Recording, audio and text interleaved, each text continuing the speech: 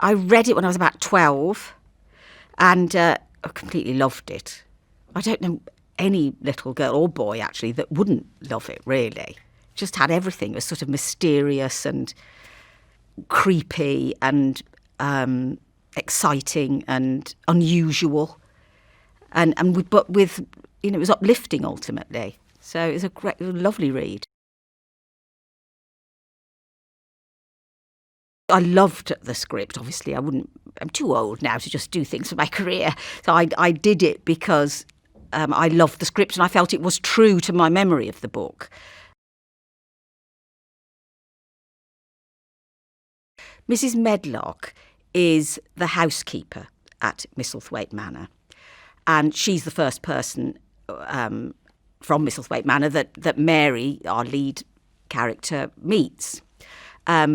She's my age, obviously, so she's 68, and so she's Victorian, really, in many ways, and is completely and utterly bewildered by Mary and the way she speaks and the way she sees things. She says, you're an odd duck, things like that. She can't make her out at all. She's constantly, throughout the film and throughout the script, she's wrong-footed by her.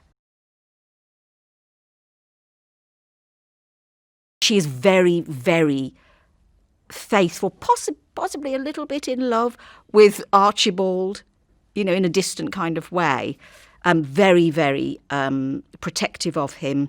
And the house, the running of the house, is a huge burden, which she takes on completely, because, it's a huge house and very run down since the war. And she's really in charge of trying to get it up and running and back the way it was. And she's also more importantly, dealing with Archibald and his depression and his state of mind. So, she's got a lot to do. So you can see why she's harried. But we've never had a scene together, I don't think. So this is the first time we've actually acted together, although we did Mary Poppins and Mamma Mia. We're sort of in scenes in Mamma Mia, but not really. We don't sort of act opposite one another. So that's been lovely. Lots of gossiping, lots of chatting. It's been great to work with him. He's fantastic to work with because he's so good. Dixie is extraordinary. She's incredibly bright, apart from anything else, but she is a really good actress. It'll be interesting to see whether she chooses acting later or what she'll choose, because she's clearly adept at most things, it seems to me, and it's not like working with a child in a lot of ways. You can have proper chats. We've been discussing Donald Trump and all sorts, and she's really lovely. We're very lucky that we found somebody so great.